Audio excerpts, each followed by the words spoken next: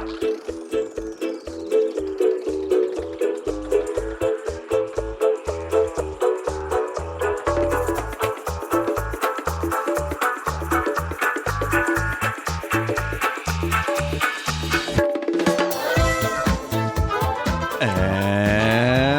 we're back. Hey, Benji. Hey, Avi. How's it going? I'm doing well. Thank God I'm doing well. Okay, you look well. With a slight caveat. Yeah, I was expecting a slight caveat. I am uncomfortable right now. Okay. Not because of me, I hope. In a way, because of you. I can explain. You want me to explain? Please explain. Okay, it's going to take a few minutes. I'm going to go... I'll start with this, okay? I was in the United States. Of America. Yeah. And I needed to buy a suitcase. My brother said, go to Macy's. Why'd you need to buy a suitcase? I had only brought one there and I needed to bring two back. It's a long story. So a planning error. Okay, continue. Perhaps. I went to Macy's. Heard of it? They had a sale on suitcases, right? And I went to the it's called the Garden State Mall. I come from Bergen County, the land of malls. Land of malls. And New Jersey, the Garden State. Yeah. It all connects. And so there I was. I parked outside the mall and I walked into the mall. And as I walked into the mall, I was looking up the whole time. I was looking up to find Macy's. I haven't really been in that mall much. I see signs, Macy's this way, that way, this way, that way. Turns and turns and turns. Wow. It was like a maze. I get to Macy's. I go in. Great store. Never been there before. And It's been around a while. Find tons of suitcases in the suitcase department. All different shapes and sizes, different price ranges. There was a sale. I bought the cheapest one. It was actually a Sharper Image branded suitcase, so I thought that was cool. Wow, they must have come on hard times. They used to have cooler products in suitcases. I don't know what's going on there. Okay. Right. I mean, it also turns into a baby seat, whatever. So I bought the suitcase, and then I stood there. With my suitcase, and I thought about you. I thought about you and a couple other guys in town because I thought about your pants. I don't shop in Macy's. Just for the record. Okay. Go ahead. Okay. I thought about the fact that on several occasions, you and other people have said to me, hey, Benji, you should buy these pants. And you point to your pants. And I say, what pants? You say, oh, Lululemon pants. Right? Okay. They're these synthetic, like stretchy looking things. They said, breezy. Everyone looks good. It doesn't matter your body type. It doesn't matter this. Yeah. You'll spend a lot of money. You'll wear it for life. You'll be the happiest man in town. Never have to iron them. I didn't even know that. Plenty of pockets. I didn't even know that, but I had in my mind a thought. The thought was that I dressed like a schlump. Oh, come on. Don't be so hard on yourself.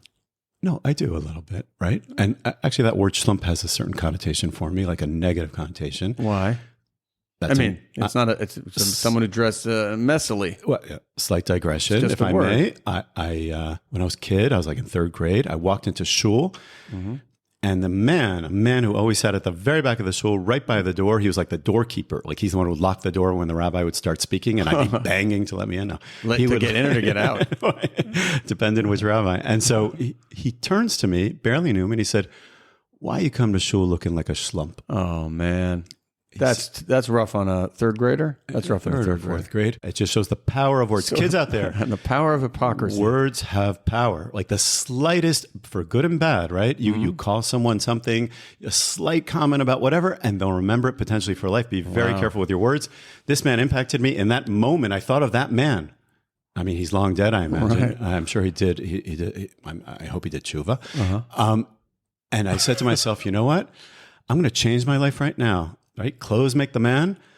Better to look good than to feel good. Take this, schlump guy. I said, I'm going to change my life in this moment in Macy's. And I'm not someone who spends a lot of money myself. I don't. I basically, things that I need, I buy on the cheap.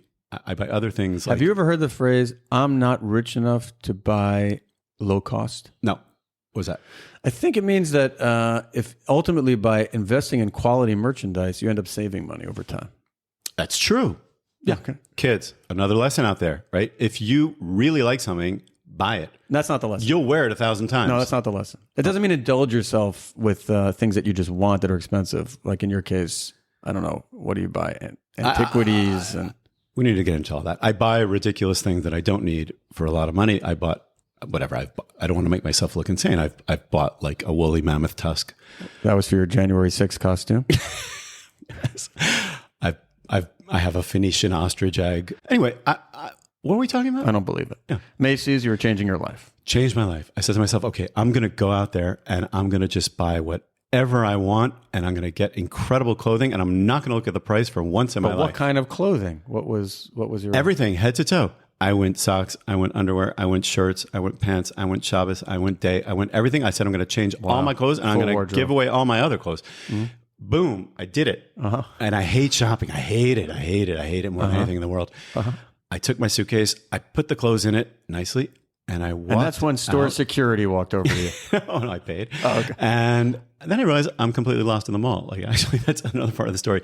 Because when I was walking into the mall, I only looked up. I didn't notice any stores. Then I looked at the "You Are Here" sign, and there were that's useless. I know where I am. No, there were 12 entrances. I didn't know which one I was. I walked around the mall for 45 minutes. Parked outside the mall. A lot of people park inside the mall. Not you. You parked outside the mall. It was a parking lot outside the mall. Okay. But there are many parking lots. It's a city. It's basically a city. It's a very nice mall. You don't want to spend your whole life walking around like I was in like the terminal. Like I just had a suitcase wandering around the mall. I got coffee. I almost invested in a coffee company, separate issue. Like this guy had this idea.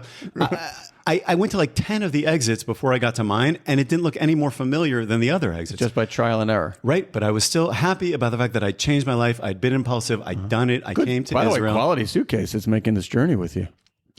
The suitcase broke, actually, upon landing in Israel. About buying cheap, right? Like, I don't know what happened there. Suitcase is now unusable. The clothes within, I started to wear them.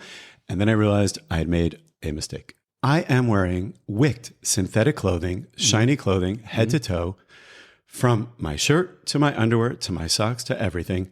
Everything synthetic. I didn't realize I was doing this. Everything is this dry fit kind of material. Everything is shiny. It's polyester. I don't know what it is. I'm dying. I'm like a beacon of light everywhere I go. The sun is shining off me. I hate the way it feels. All you stupid people convince me somehow to do this. We're comfortable. I and my friends are comfortable. I can't keep my tallis on in shul. Slides off. It slides off all the time. Nobody's saying, hey, nice shirt, because apparently it's not nice. Right? I have to take out a mortgage to pay for all this clothes I bought. Right.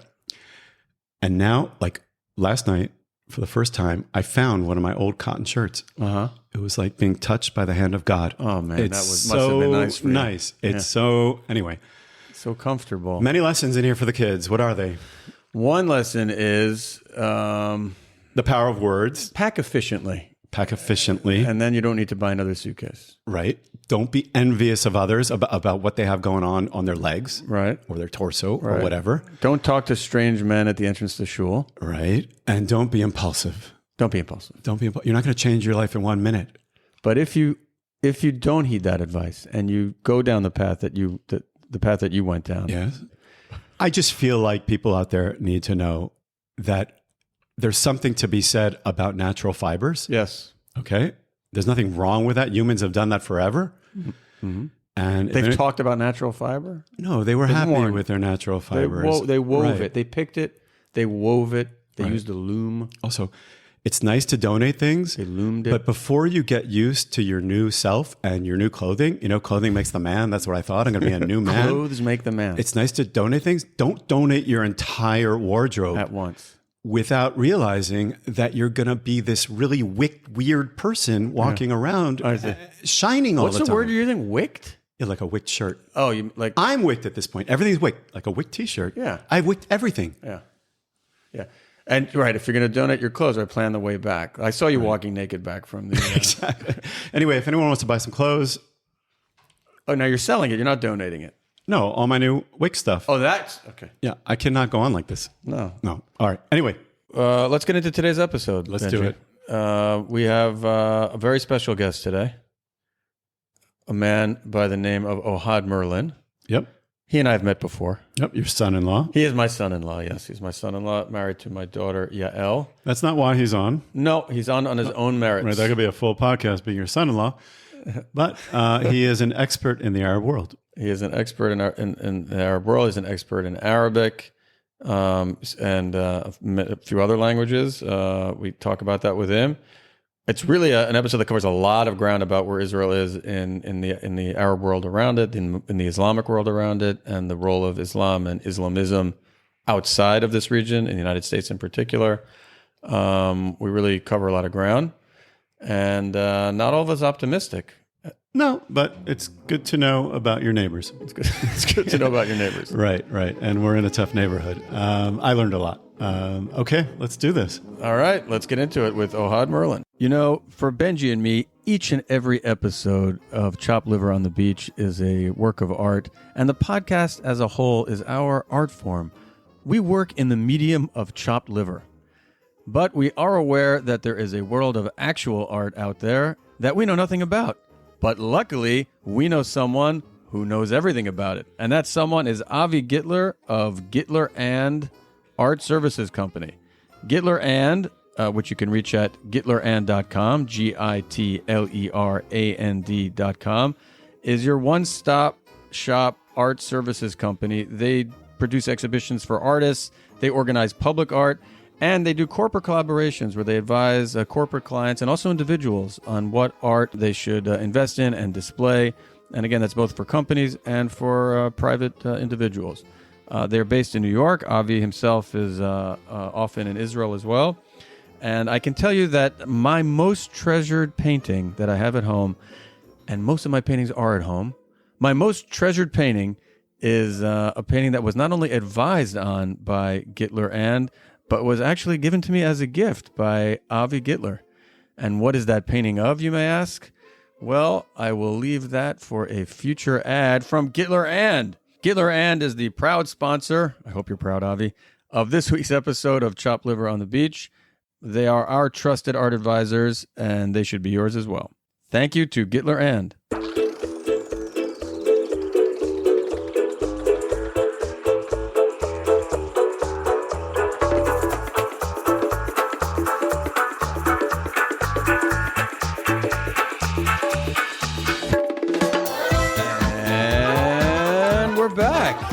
Hey, Benji. Avi. Nice to see you again. Nice to see you. Nice to see our guest. Terrific to see our guest. Hello. Very special guest today. Yeah, you want to introduce him? I would love to introduce him. Go. We have in our podcast studio, Ohad Merlin. Hello. Naimod. Shalom. Nice to see you, Ohad. Thanks for coming in. And you look familiar. Yeah, I just want to put something on the table right now that Benji and I are family. Benji's cousin-in-law is my father-in-law, and this is how we know each other, so that everyone knows it. Okay. So. And in the spirit of just putting all the connections out there, I think you've also met my grandsons. You know my grandsons. Maybe once or twice. All right. Ohad's your son-in-law. Ohad is my son-in-law. Right. But this is not any sort of protexia, nepotism. Like, you actually have something to say. This is the Middle East, so we do protect. Exactly. Also, I want to let you know, this is like a safe space for you. Like, I cannot imagine what it's like to be this man's son-in-law.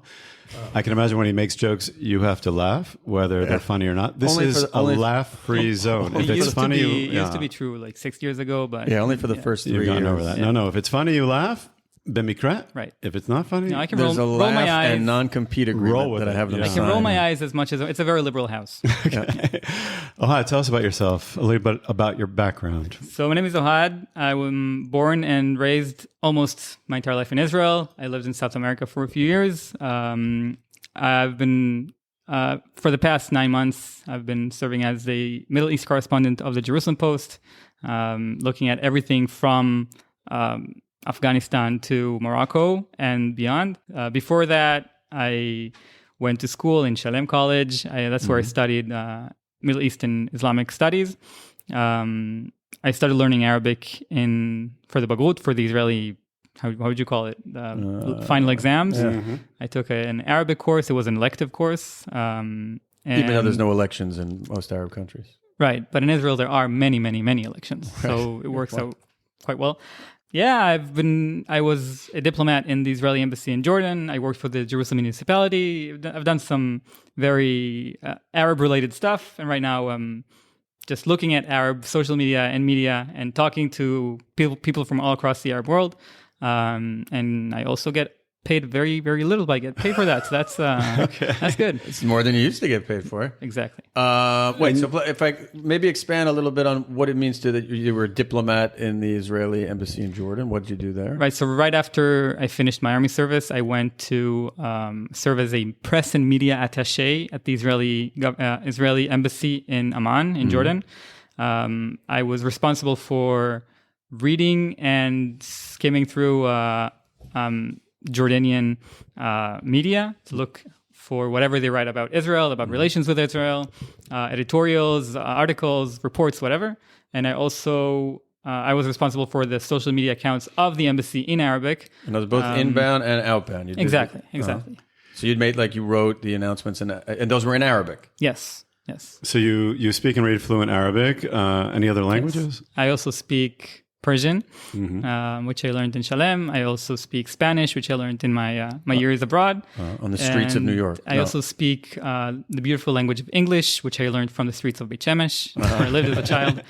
I always say I should have had a South African accent like my mother, but I have an American accent because of the Beit Shemesh exclave. Right.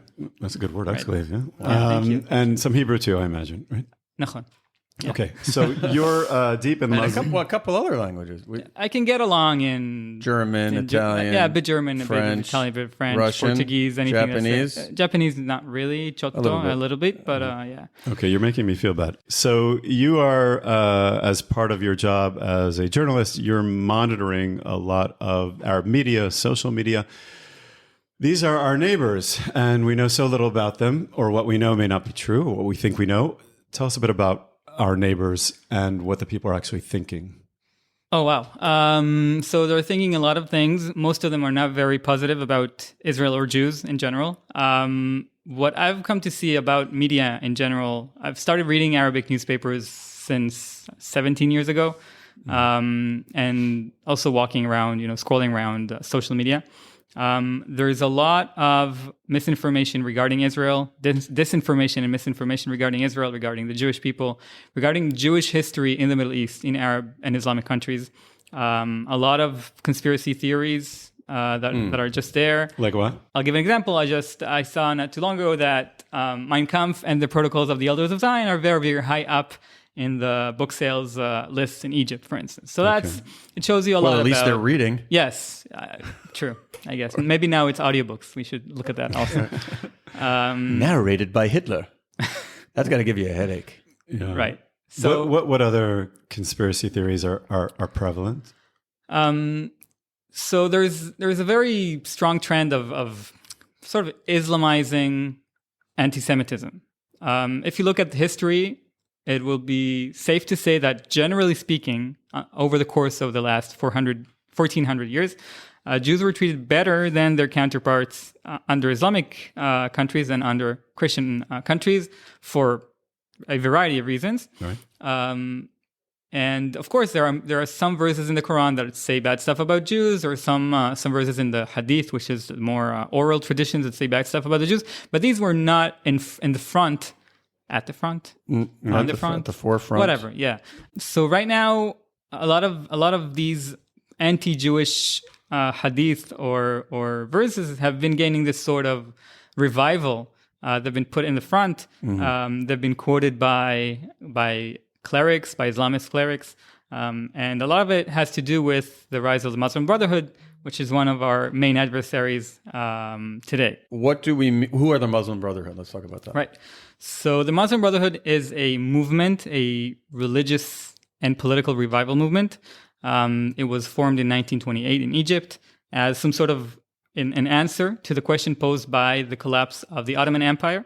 The Ottoman Empire had a leader that was called the Khalif, Sultan Khalif, but the Khalif literally meaning caliph in English, yes, literally meaning the successor or switcher or substitute of Prophet Muhammad himself. So 1400 years there was this Islamic country that changed hands, of course, and changed identities, but there was this Khalif, there was this... Like an assistant rabbi.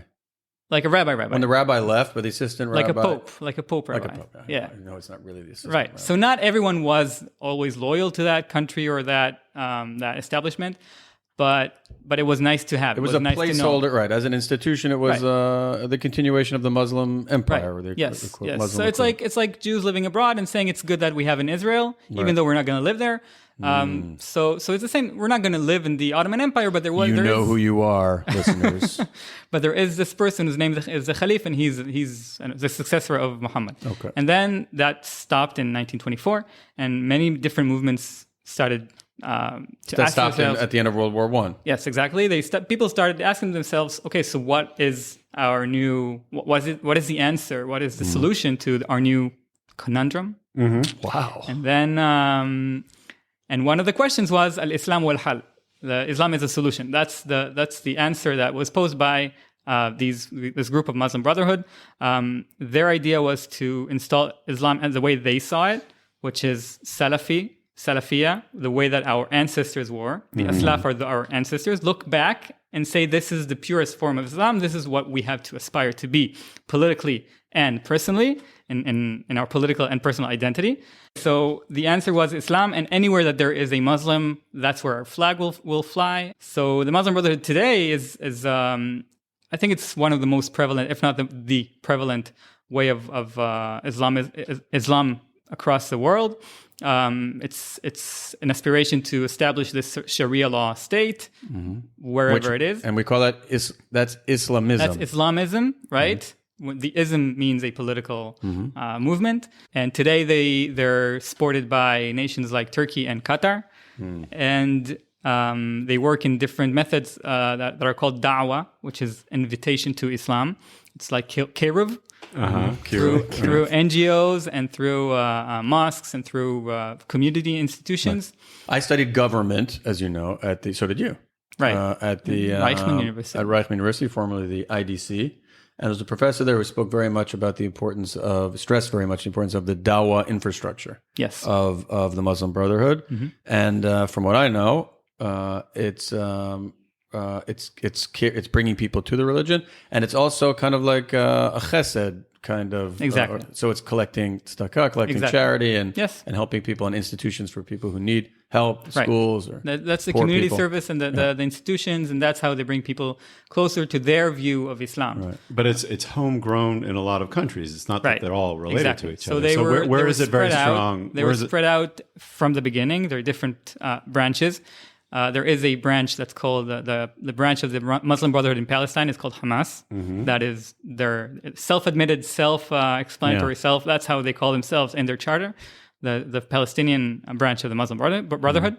Again, you have Turkey, which is aligned with the Muslim Brotherhood axis. You have the current government of Turkey. Yes, I mean the current and past for the past 20-something years. And Qatar is a very, very important. I call him Recep Erdogan. But that's not how you pronounce it. No, it's Recep. Yeah. And Erdogan. Erdogan. Why can't people just spell things the way they want it pronounced? Benji. Okay. Yes. Qatar. That's how you pronounce it in Arabic. I was just about to say it that way. Yeah. But Americans just call it Qatar. Yeah. Well, let's talk about this country. Meaning, you're saying that they, as a government and as a people, are closely affiliated with Muslim Brotherhood movement. Right. So Qatar, what Qatar does is essentially they are a very small country.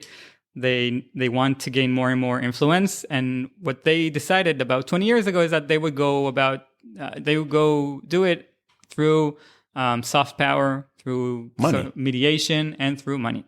So then you have. So they were mediators in different conflicts across the world. In Africa, they tried to mediate not between Israel and Hamas quite a few times, even before this round. So that's how they tried to be more diplomatic. But they also buy sports groups in Europe and skyscrapers in New York and museums, and that's what they do. And this all comes together with their media gargantuan called Al Jazeera. And here is something that I have to say as someone who's been reading lots of different outlets in Arabic.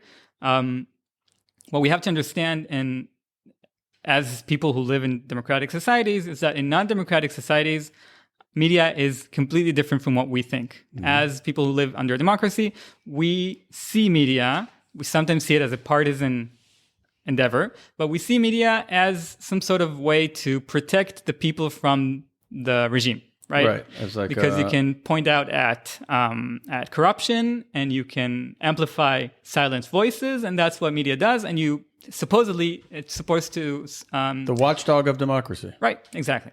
And in non-democratic nations, media is used to protect the regime from the people. Right. So you parrot the regime's points, and you parrot the regime's points of view, and you can't criticize the regime at all. And that's very important when we come to speak about outlets like Al Jazeera, which also has a very Westernward-looking channel called AJ Plus. It's very, very, very popular amongst young people in America. And you have to understand that this is not a media outlet. This is a mouthpiece of a foreign government, which is why the DOJ, the Department of Justice in America, has tried for years to bring AJ Plus to sign under the FARA Act, the Foreign Agent Act. Oh, wow. And they've been flouting them for years, for at least 4 years. So if we look at Qatar, we're saying, or you're saying, that they're not any sort of like objective benevolent broker here. Right, not at all. Their ideology is really very much in line with Hamas. Would you say They're militants? They're in their views. in line with Hamas, and they've been hosting Hamas leaders for the past decade or so. They've been giving them money through Israel. It's true, we've made a big mistake, but they refuse to take any responsibility for it.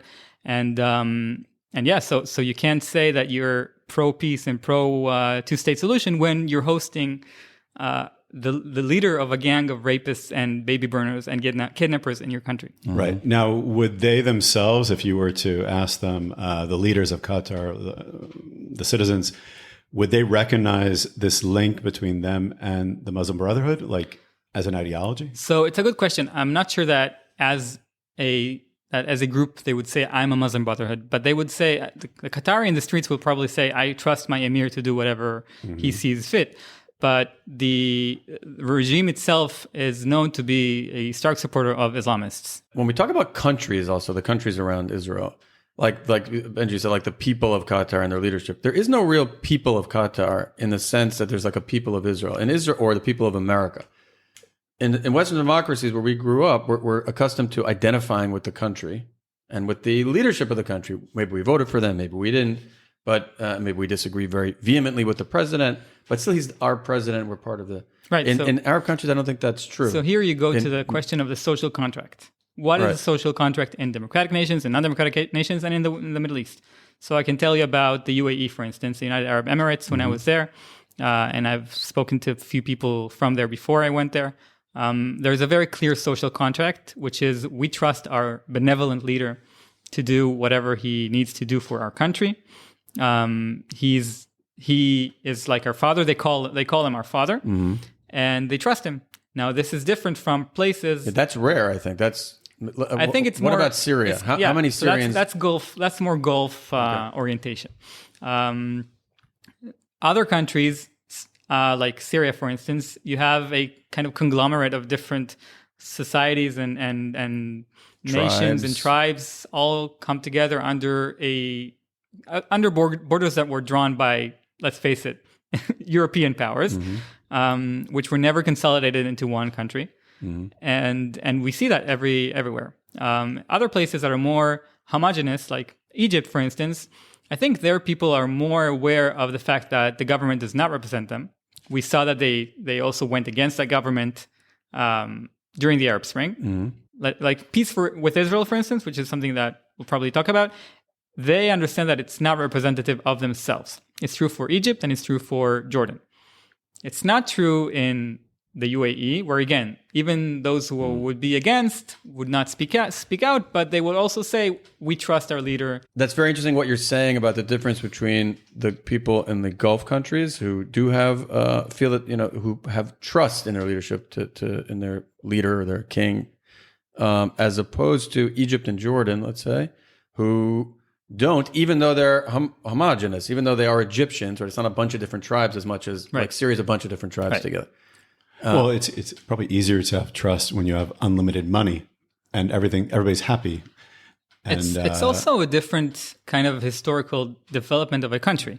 The Arabian Peninsula was always run by clans, by tribes, and the Levant was subject to maybe 100 years of very, very hastened modernization under European powers, under European mandates and occupations and whatever. And you can see it very, very clearly where they try to establish a more secular state under a European kind of, I don't know, cultural codes or mentality, then it kind of failed. But when the more it's true to its origins, then the more it works politically. And where would you say Jordan fits in there? And you have the most personal experience with Jordan. Right. So Jordan, it's very diverse in the sense that there you have around 70% Palestinians from both 48 and 67.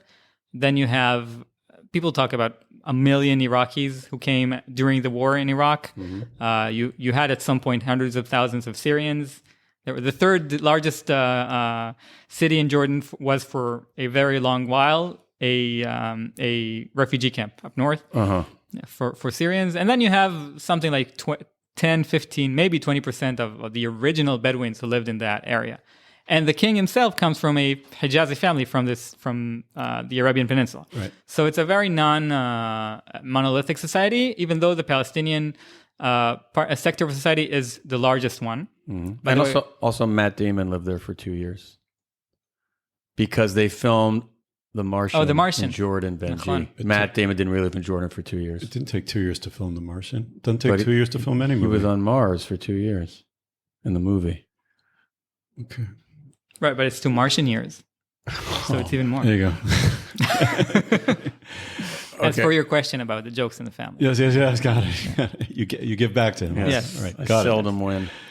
Nice. All right, you said that when it comes to a country like Egypt or some others, there's a complete disconnect between the regime when it comes to their view of us or peace with us and the street, the people who are the citizens of the country, right? Is that true? Like, is there any place in the Arab world that is sort of okay with us, or there's a significant percentage of the population that would be okay with us, right, like being here at some point? The Arab world is a different question from the Muslim world. I think the Arab world has gone through 80 years of constant indoctrination to hate on Israel and hate the Jews and hate whatever they did to us in 48, and the stealing of Arab land and Palestinian land. You can see more acceptance for Jews and Israelis in places like Morocco, where, again, there are anti-Israel people there, of course, and during this war they've grown. But in Morocco, for instance, they've been very, very proud of their heritage of multiculturalism. A lot of people from Morocco say that, Morocco is Morocco because of the different cultures and religions that were there. So they're very proud of their Jewish traditions and their Muslim traditions.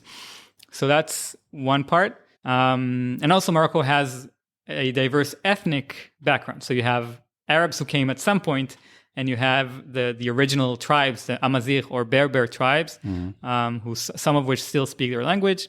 So it's a very diverse country. And then you have the UAE, which again, they trust their leader to do whatever is good for them. So they would be okay with us. They won't, I don't think they will necessarily love us, but those who already came in contact with Israelis, I think they found out that we're not as bad as people say. But we steal a lot of towels. Have they found that out? That we steal? You know that it was fake news. What, we didn't steal towels? I mean, I guess people steal towels all the time, but there was a report about people stealing towels and kafkafim, like slippers, and it turned out to be fake from news. The UAE. Yeah, it turned out to be fake news. Ah, good. I heard that Turkey now has a surplus of towels because there's so much less Israeli tourism that they're drowning in towels. Right. So that's the next step. That the Muslim world, cotton towels, Benji, delicious cotton towels. Love soft. it. Right. Love it. You can also get hair cotton. transplant in Turkey if anyone's. Let's talk about that. Benji, this could be an item of interest. Very much so. Turkey for Israelis is the place to go for hair transplants. Yeah. And I once landed at the airport. I wasn't in Turkey. I was landing from somewhere else. But at the baggage claim, everyone had like blood coming out of their forehead and all kinds of dots in their head. Yeah. And to the point where I almost checked my own head to see if I had it too. Like everyone had it. I had no idea what was going on. So the Muslim world is different because there are different Muslim societies. So for instance, Albania is a Muslim country, but they saved their Jews during the Holocaust. Right. And it was the only country in which there were more Jews after the Holocaust than before, 10 times more. Iran also, I imagine, Iran, exactly. as a percentage, there's a larger percentage of people that are okay with Jews and Israelis than in some of our neighbors. Right. So again, it depends when it depends. There's a lot of hardline Shia people that see Jews as being impure. There was I had a teacher from Iran. He said that sometimes in the rain, Jews were not allowed to go outside because water is molich of tum'ah. It can transfer the cooties. Yeah, mashu kaza, something like that. So, but today, I think a lot that's intense. of anti-regime Iranians are pretty much they like Israel, Right. and they don't have a problem. And we don't with have the any Jewish, polling numbers from Iran to see. We might have, and they might not be. I mean, we do know that only 40-something% people went to vote in these elections. Mm-hmm. So you have at least 50-something percent of people who don't care or don't trust the Iranian regime. So they might be our allies there, but yeah, it's not necessarily. Okay, but if we get to our immediate neighbors, having, from what you're saying, I can extrapolate something that I knew already, I think, and that is that our peace agreements are very tenuous because they're dependent on regimes that could fall at any moment, regimes that keep themselves in power through oppression mostly, or in part, right? Right. Okay. It's true. So that's a little scary. Yeah, it is a little scary. Egypt is a very, very. What's the population of Egypt? Is 90 million. 90 almost million. 100 million. Yeah. And the population of Israel is 10 million. Yeah. And most of the 90, 100 million they really have no affinity for us whatsoever. Okay. They don't like us at all. And you're right. It's the thin blue line of the government that keeps them Thin green line. Right, which is why Israel has to navigate very, very harsh waters when it comes to diplomacy and what to do and what not to do with these countries. I'd like to get into, unless you have another question here, Benji, I'd like to get into the what it is that they're thinking about us. You see it in Arabic. You see what's being propagated in social media in Arabic. Can you go into that a little bit? I don't want to say scare us, but scare us. No, it won't scare you. Just you'll be depressed. Right. So first thing I have to say to whoever is listening, go learn Arabic however you can for whichever time you can. It's super important. Make sure that your children learn Arabic in a way, in some form or another. It's very important to understand. It helps you understand more the context of where we're living. I think Israel was kind of got used to living for a long time, as Ehud Barak said, a villa bajungel, a villa in the jungle. There's crazy stuff going outside. We don't have to worry about it. We don't have to care about it. But yes, we do. And when you start reading the comments in Arabic, then you start understanding. I mean, the way Twitter is now, I don't know if you guys saw in the past few months how rampant anti-Semitism has been, all the rage. So that's been the same way for the past 17 years that I'm there. In Arabic. In Arabic, yes. So again, you have the Holocaust never happened, and if it happened, then Hitler was right. You have Jews don't belong in here. They don't have. They're not even local. They're all Khazarians. Right. Right. The Jews aren't even the original. We are not the original Jews. We're converted. Right. There's nothing original, but it's just very, very open. It's much more open than it is in I don't know, Western media, which now began to become more and more open. And they don't make the distinction there between Israelis or Zionists and other Jews. It's just Jews. So a lot of times I do find some people that say, we don't have anything about the Jews as a religion. Right. We only have something in Zionism. But then again, Jews, but you start asking around, you start sniffing around, you see that he also wants Jews to pay the jizya, the tax for the Muslim whatever, and the Jews are sons of apes and pigs. Oh, that's, by the way, that's original. Yeah, what about that? What about that kind of dehumanization of Jews, comparing us to animals? So we weren't. I don't think in the Arab or Islamic world we were never leeches until recently when it became translated into Arabic.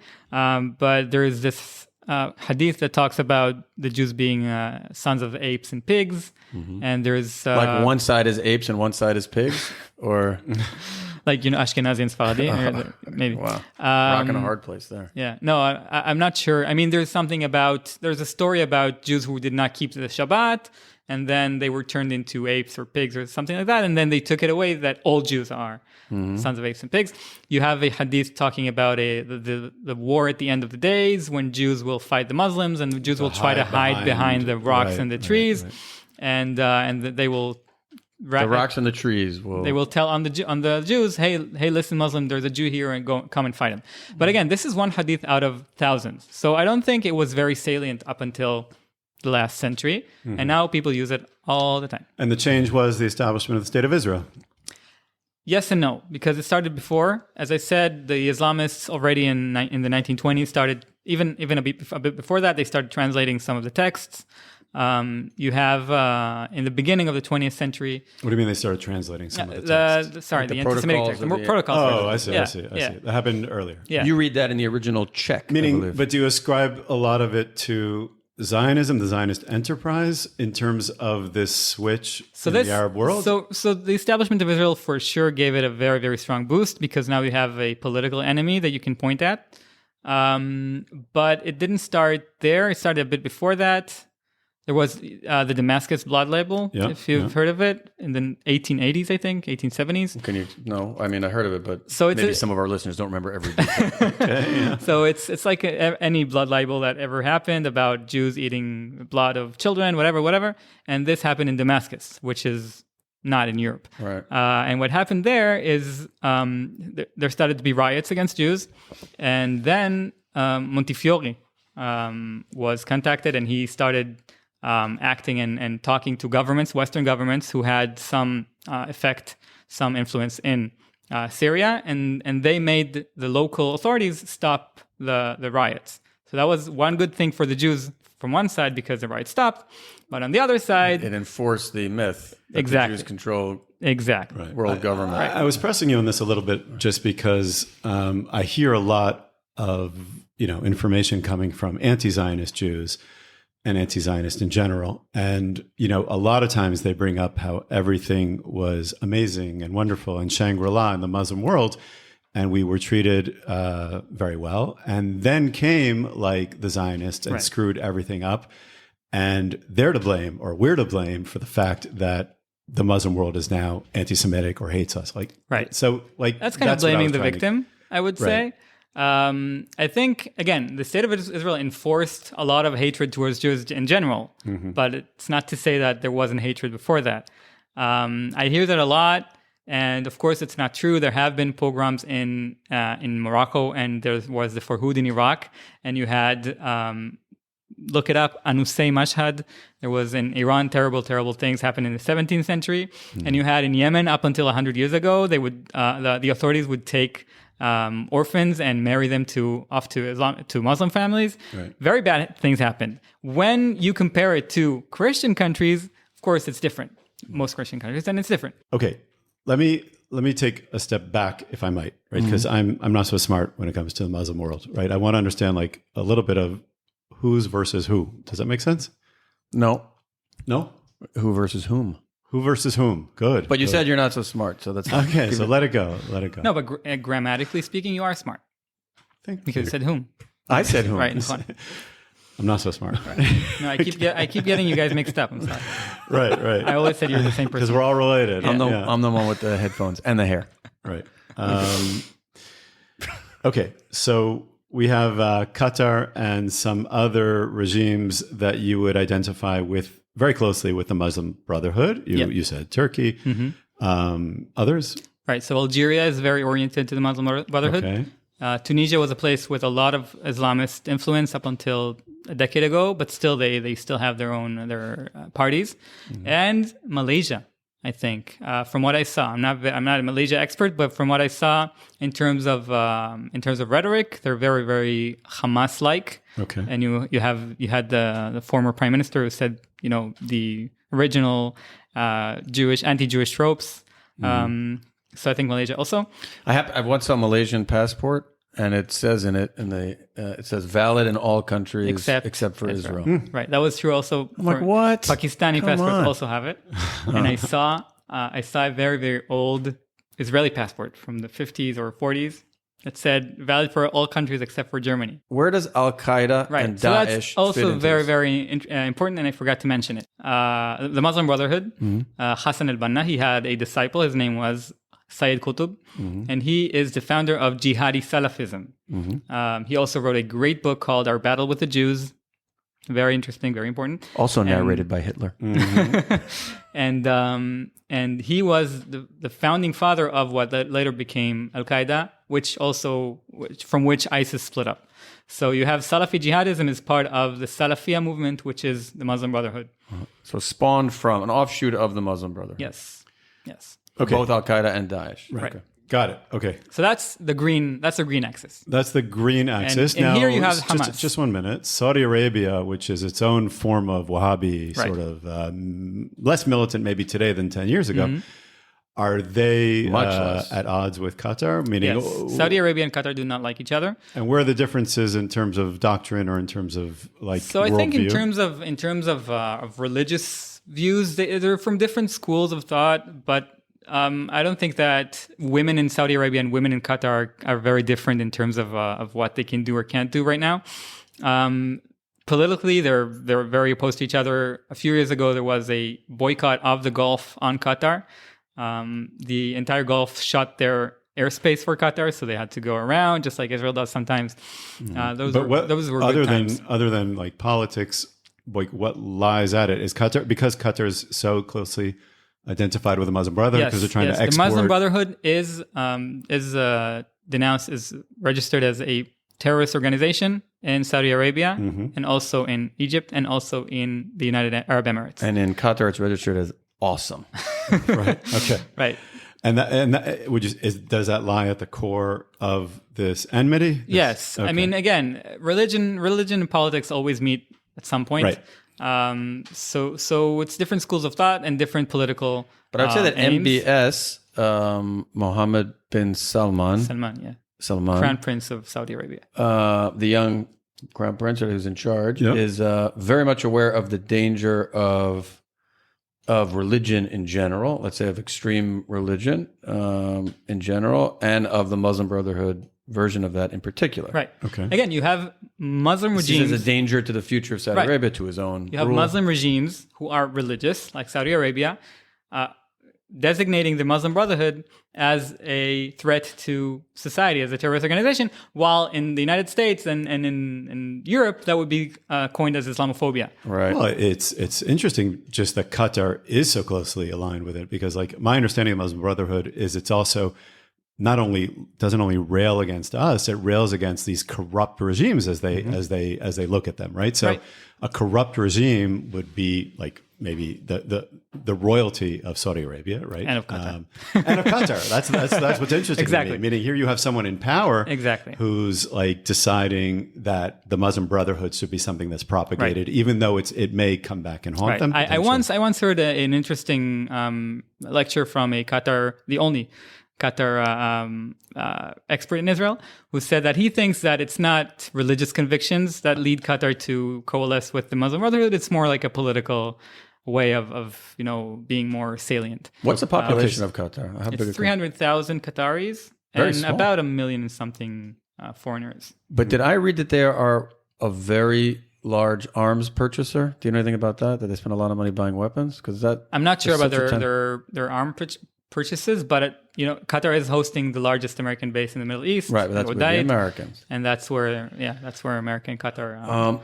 All right, there's a lot more I want to talk about. Wait, so I that's just want to get that's okay. the green. Then Okay. we have the Shia-Sunni divide, Right. which I always thought was great. Like it distracts both sides, and they're not thinking about us that much. And then recently, there seems to be a warming of relations. Like you see Saudi Arabia and Iran interacting. You see Iran and Iraq interacting. Right. So what's going on there? So first of all, the Shia-Sunni rift started again 1,400 years ago.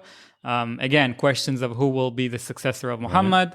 Until now, the main Shia sector, which is the 12th Shia, that's the Shia in Iran and in Lebanon. They're more messianic in the sense that they wait for the Mashiach, and for a long time the Shia have been they were looking at themselves. Chabad is very popular there. Right. They were looking at themselves as the oppressed. And here you see kind of a convergence of more Western progressive speech. They were seen as the oppressed, of those who were robbed from their right to rule by the terrible Sunnis. So what happened with the Islamic Revolution in 1979 was both a political and an ideological, theological revolution, in the fact that the Shias can rule. They can be rule, and they can rule under the shadow of the Imam, which will come one day. Right. But as long as they follow it's called the Wilayat al-Faqih, the rule of the sage, of the cleric. So Iran is waging a very, very smart warfare against Israel, because they learned from the mistakes of her predecessors. When Israel was facing countries, tank against tank, airplane against airplane, soldier against soldier, it was much easier for Israel to make a case than what is happening now, in which organizations which are also part of the government but also have their own army are the ones who are waging war against Israel. And that is true also for Lebanon and for Iraq, where you have all these pro-Iranian... So Hezbollah in Lebanon. Yeah, and the pro-Shia militias. And you have the Houthis in Yemen, who claim to be Yemen, but they're not. Right. And this proxy warfare is much smarter than waging war country against country. Yeah, it's driving us nuts. Right. Yes. So that brings me to a two-part question, if I may. All right, let's see. One very general question, right? My sense is that the Muslim world is more frum than, let's say, the Jewish world, the Christian world, the Buddhist world. Like, is that true? Meaning a significantly higher percentage identify as observant, whatever that means. Or believers. Would you say that's true? Believers. What's your second part of the question? The second part of the question gets to the ruling class, meaning my question when it comes to Iran is, how seriously do they take their religion? Meaning most regimes are trying, in the end of the day, to stay in power, and will act that way in a situation where, like, they have an alternative of pursuing a course that could make them lose their power, or the other course where they stay in power. And my concern about Iran is that the regime itself, is that they're actually frum enough to believe their own doctrine and go for it when it comes to destroying us, God forbid, because that's what their religious mandate is to do. So the two parts is the people, how frum are they? And then the regime, particularly Iran, because they're the ones that are threatening us most, like, do we have to be afraid of them doing something irrational? So the people in general, in non-Western parts of the world, are frummer, but not in the sense that they would do more mitzvot. More in the Masorti sense. Like in Israel, you have people who are not religious, but they will go to your Bet Knesset on Friday, and then they will turn on the TV. They will do Kiddush, and then they will drive to the beach. But their convictions are that our religion is true, and that we have to keep as much as we can, and that we have people who are more holy than us, the Chachamim, the Rabbanim, Tzadikim, and they can, they're our example. You have two sorts of chafifnikiyut, we call it in Israel. How would you say chafifnikiyut? Chafifnikiyut. Like not laxity in religion. Like not to be mechuyav, not to be committed. Uncommittedness. Okay. That's a word I created. So you have two types of uncommittedness in terms of religion. One is as an ideal, like I'm liberal and I will not follow whatever I don't want and whatever. And you have the non-ideal, like I know that I should be doing more like these holy people, but I don't do, but still this is the right path. So the second part, the second type is more of what the people in non-Western countries are. They're more close to their religion and to its holiness, and to even if they do less. So they're believers. Even though they're not, they don't necessarily follow, they don't walk the walk. In Iran, it's an interesting question, because in Iran, their entire the Islamic regime, their entire legitimacy stems from religion. They rule under, again, as I said, under the rule of the sage, of the religious sage, and he's the ultimate ruler, and we're going to be our ruler until the Mashiach comes. And it's a theocracy. It's a theocracy with religious supreme legislation. Exactly. Yeah, So for that reason, I think that Iran is serious about their convictions. I'm not sure that they're going to drop an atomic bomb on Israel because they would also want to continue to have, I don't know, they wouldn't want more sanctions or more whatever, but they would want to have an atomic bomb to be able to rule over the region more. Because as Shias, as I said, they were used to be the downtrodden, the oppressed, and now they have this chance to push forward and be the leaders. Yeah, but I think that doesn't get us off the hook. In other words, whether or not you think they'll use an atomic bomb if they get one is one question. But if they did have one, they would use it to their benefit to continue what they're doing against us even more. Right. So if you ask me the question you asked, my answer is yes. They would. They are. Take them at their word. Like they are believers. Right, but the word is that they were not used an atomic bomb. No, but put the use of it on of the atomic weapon to the side. But they will try to destroy Israel, and they will try to destroy the United States of America. They are trying. Yeah, they're just doing it in different ways. We hear about this a lot. They refer to us as the little devil, and to America as the big devil. Right. And they mean devil. And it's stemming from a theological worldview, yes. rather. Yes. It's very strong in Islamist circles and Sunni Islamist circles like Al Qaeda and ISIS. That they say that they don't call Christians; they call them crusaders. Right. Salibiyin and not Masihiyin. Right. So Israel is a Lighten forefront. up, guys. Israel is the forefront of the Crusaders as a Jewish state. Got it. Now you were asking about rapprochement between Iran and Saudi Arabia. Benji doesn't know the word rapprochement. He would never ask that question. And we know rapprochement. Oh, nice. Rapprochement. Well done. Yeah. Between Iran and Saudi Arabia. I think it's more of a cynical way of Saudi Arabia to spit at the United States, put pressure at America. I don't see them coming together really, really soon. But there is a different example. That's Hamas, for instance. Hamas, as I said, is a branch of the Muslim Brotherhood in Gaza and in Palestine. And they're a Sunni organization which gets a lot of money and a lot of funding from Iran. So that's kind of where you see that they can meet at some points, right. Which is when the Jew comes in, which is great. You're welcome, guys. We can bring people together. Feels so warm. Yeah. Karev. So, Ohad, in addition to your writing for the Jerusalem Post, and in the past you worked for the foreign ministry or a diplomat, and by the way, there's excellent movies. Maybe we'll put links to them with your permission in the show notes. To the videos that you did for the foreign ministry in Arabic. They're amazing. They're with subtitles in Hebrew, no? No. I guess my Arabic is good enough that I understood them, or there's enough pictures. What I did, it was I wrote and presented short clips about Judaism in Arabic. Yeah, amazing. About Pesach, about Kashrut, about... Yeah, it was when I thought that there still was a chance for something. It's really from a different era. In addition to all those things that you do, you also have a Telegram and WhatsApp channel. Right. That's called Merlin Ma'adken, Merlin Updates.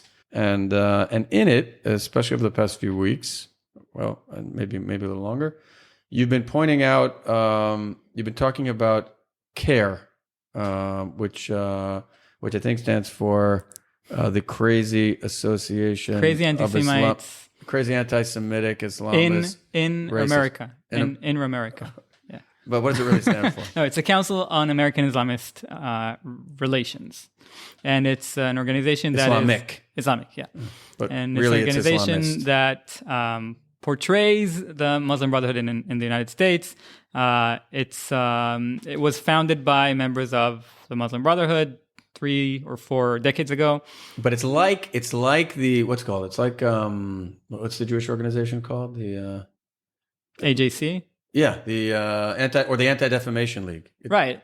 That's what it poses. So the Anti-Defamation League is more about fighting anti-Semitism. I think it would be more like the Jewish Congress, AJC, American Jewish Congress. Okay. Yeah. Okay, that's how they present themselves. Yeah, they want to be portrayed as the carriers of the voice of Muslims in America. Mm-hmm. Again, I don't think everyone that is part of CARE knows its alignment or its origins. But it's important that people know that these people are their leaders and their founders are aligned with the Muslim Brotherhood in some way or another. And what's their reach? They're giving money out. What are they doing? So they're a lobbying organization. I'm not sure if it's a 501c4, but they do lobbying. They endorse. So don't make any donations yet. Right. Right. Okay. They endorse people who run for Congress. They just filed a lawsuit against the FBI and other American security organizations for putting someone on a no-fly list. They do all kinds of activism, Which is not bad in itself. That could be fine. Sababa, right? Yeah. I mean, people have to have Defending organizations people's defending rights. them. Yeah, right. I mean, they did defend someone who has relations to Hamas, but whatever. But yeah, so I talk a lot about the influence of Islamism in the United States. I don't think it's well known enough. There was a lot of it on the campuses, which we won't delve in too deep into, but the campuses was the campus encampment movement or whatever was a very The Tentifada, I heard it called. Tentifada is nice. Nice. It was a very interesting Manifestation. Thank you. It was a very interesting manifestation of what we call here the Red-Green Alliance. The Red-Green Alliance. Red-Green or Green-Red, Okay. whatever you like first, which is the convergence of Islamists from one side and Marxist, post-colonialist, ultra-progressives from the other. So that's when you have Queers for Palestine, for instance, and you have all these organizations that work together. Okay, if I hear even one more time the line about Queers for Palestine is like chickens for KFC, I'm not laughing. Heard that 100 times. Right. We need a different one. Yeah. Like, can we come up with one now?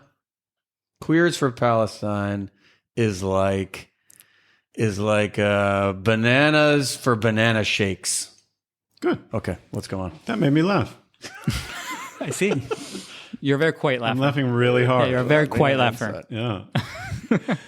So again, you see that manifest in campuses where you have people from completely opposing ideologies. I mean, again, Islamists look back at the Salafi, at the ancestors and say, this is how we have to be. Progressives look forward to progress and say, this is how we have to be. And they march hand in hand, a homophobe and a LGBTQ activist. And they're able to overcome their disagreements to come against this Jewish state, which again, you're welcome. Amazing. Which maybe we should also learn from. I've heard a podcast by Dr. Kobi Barda. He has a podcast named America Baby. He talks about American affairs from an Israeli point of view. It's very, very interesting. And he said that these encampment movements were the October 7th of campuses. People were digging these tunnels for 20 years, 20-something years. You have organizations like Students for Justice in Palestine, Within Our Lifetime, all these organizations that were being... The infrastructure is being built. Exactly. For years. I just saw a short clip from a pro-Palestinian protest from Berkeley 25 years ago. You had 4 people with a flag. You had a crazy person shouting Intifada, and that's it. In your Jerusalem Post articles, you have interviewed, I put together a short list of them. You interviewed, a women's rights activist originally from Yemen. You wrote about a Canadian Jew who's fighting to have a Yazidi young woman, mother, who somehow found her way to Gaza, to have her be released to Gaza. To Gaza. You wrote about, you were in touch with a Kurdish journalist. You're in touch with Syrian Druze who are not friendly with Israel. Right. That's a piece I'm very How do proud you find these people, or do they reach out to you? And first of all, I just want to say that it's an amazing ability that you have to make these friends and create these relationships. Not necessarily friendships, but relationships where you can interview these people. It's really amazing, and it comes out in your articles. Do they come to you? Do you find them? So some come to me. Most I reach out to them, but it's connections I've actually built for a long time. I didn't say it, but I used to be very active on social media, tweeting in Arabic, doing more like hasbara things. It was a bit more provocative than what I do now. But that's how I got to meet you a have lot like of people. thousands of followers. I have 15,000 followers. A lot of them from Yemen. From Yemen. But yeah, so this is how I started meeting people. I went into WhatsApp groups. It might not be very good for my privacy, but it turns out that in the end, it was very, very good for me to get these connections. And I think the pieces that I'm most proud of are two kind of pieces. One is when I managed to reach out across the border and talk to people who are actually there. Iranians are really, really interesting, but until now I spoke mainly to Iranians in exile. But when I speak to Druze activists from Lebanon or Druze activists from Syria, then it's really, really interesting to me. And the fact that they want to talk to me, usually without their names. I don't publish their names, but it's really interesting. And the second thing that I think is really interesting, and I don't want to say educate, but I try to amplify, is stories of Jews from Arab countries. Because I think it's a story that's not been told enough in English. It's a story that a lot of people in Israel have lived. Half of Israel's Jewish population, even more, is from the Middle East. And this is why in Pesach I did a story about Egyptian Jews, and now I'm doing a story about Yemeni Jews who come to revive their musical heritage, and I spoke to Iranian Jews, and I think it's super important to amplify their voices and tell their stories, because these communities are older than any Western community. The community in Iraq is 2,500 years ago. Yeah, exactly. And it was there before Iraq was Arab and before Iraq was Muslim, and now there's 0 Jews left in Iraq. So it's an important story to be told. I want to, first of all, I think your message about learning Arabic is great. And it's an indicator in a way that you haven't given up. So many people here dehumanize the Arab world or look at them as a monolith. They look at them, they talk about the Arab mentality, the Arab mindset, as if it's unchanging, as if it's unchangeable. And like, as you were saying, we can look to the past to see like a better version. It's not baked into their religion necessarily. It's not baked into their culture to hate us. But like, let's look forward a little bit or a lot. Like, are you hopeful? Meaning, are you hopeful for maybe gradual shifts in the Muslim world, in the Arab world, that will allow us one day to live in this neighborhood in some form of peace? And how might that happen? It depends on the day. For the past 11 months, no. But I'm not really hopeful about it. But I do think that people are starting to kind of wake up to this, that it will not work without education. And I'm thinking about the hundreds of billions of dollars that were poured into this conflict, and were never poured into the issue of education. If from the very beginning of the funding of UNRWA, the funding of the Palestinian Authority, funding of whatever, textbooks would be changed, teachers would be brought from abroad, I don't know, whatever it needs to be done, we would have seen maybe something different. And this is true. You see it in countries like the UAE. There's a great organization called Impact SE. They look at textbooks from different schools across the Middle East. And again, in non-democratic countries, you don't have different textbooks. You have the government-sanctioned textbooks, and that's what you learn.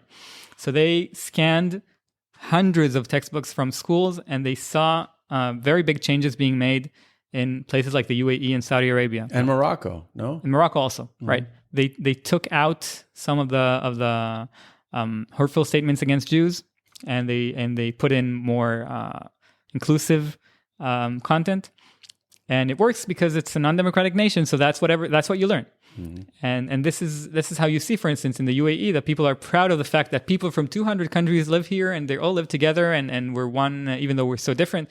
And this is why in Morocco people are more promoting this ethos of working together with the different parts of society and religions. And if it would have been done here, I think it would have been very, very different. And this is something that, if you have any very, very rich listeners, maybe it's time to rethink where the money is going to, or maybe politicians who listen to you from Europe. You're in the right place. European politicians. Then this is time to understand that money needs to be given only to those places who contribute to inclusive. I agree with that so much that I even wrote a Substack about it a few months ago, and I think that's always been the only solution, and to change the cake that's baked into the ideology, we have to change the recipe. Write that one down. Okay, I wrote it. And the recipe is the education. For real. in order to change I don't minds, have a pen. What do you mean forget it. We're recording this. It's fine. We can listen to it again. The Over and 100% agree that the education has to be changed, and it's going to be a process that will take 20 years before you see results, or 15, let's say. And now you have social media also interfering in what used to be easier. Right. That's a great point, because kids aren't only learning in school. If that was the place, they might learn from the people right around them and from their parents. But now they're being impacted by all kinds of forces out there near and far. And that's difficult. This is something, by the way, that's very, very depressing, that nobody, whenever people talk about the day after in Gaza, like anyone has a plan for anything. Like anyone had a plan for Berlin during the Second World War. But nobody talks about de-radicalization in the educational system. And this is something that's very important that happened in Germany back then, that they de-radicalized, denazified the entire education system. Yeah, there are people talking about it. Einat Wilf, I think, are talking about it. But nobody listens to her, sadly. I do. You probably also told me to. I also do. But there is, like, if you look, like you said, if you look at Saudi Arabia, it hasn't been that many years, and there's been a shift, I hope, in the population. By the way, that was an inside shift. They decided to do it themselves.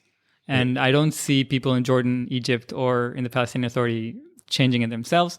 What I do see is what could happen is if countries would say, okay, I will continue to support you, but please change your on condition that system. This is what the system is. Yeah. We'll rebuild the schools, but you have to teach these, and that could have a big influence. You as an educator know this, Benji. Education is important. Yeah. Mm-hmm. Another question. Let's say in some ideal world, we were able to come to some sort of agreement with the Palestinians, some sort of peace deal, like we used to talk about, and we don't talk about anymore. Would the Arab world, or what parts of the Arab world would be okay with that, would let it be, would accept that? So it depends who does this agreement with Israel, who signs it, right? If it's a non-elected, non-representative, non-whatever, then it would be harder for the Arab world to accept it, to understand that it's acceptable or representative. Again, which would be very, very hypocritical, because most of them are not democratically elected, but whatever. The more Palestinian factions are inside this delusional hypothetical agreement would be better. You will always have those who will oppose it and who will say there is no negotiating over stolen land, and if someone comes into your house and kicks you out, then you don't negotiate, you just kick him out again. Mm-hmm. But again, the more it would be representational, the more it would gain traction. There is the 2002 Saudi Peace Initiative, which said that once Israel comes to an agreement with the Palestinians, 40-something countries will normalize with Israel. We saw that I'm still waiting for Israelis to normalize with me. Right. We saw that it started before coming to an agreement with the Palestinians. I think Arab countries in the Gulf, for instance, they lost patience waiting for Palestinians to say yes. And we should treasure these agreements as much as we can and make them understand that it's worth it, that it's worth normalizing with Israel. Okay. Ohad, thank you very much. This was illuminating. Thank you very, very much. Toda, shukran. And let's pray for peace. Yeah, keep up the good work. Keep up the good work. All right, thanks so much. Thank you. Bye.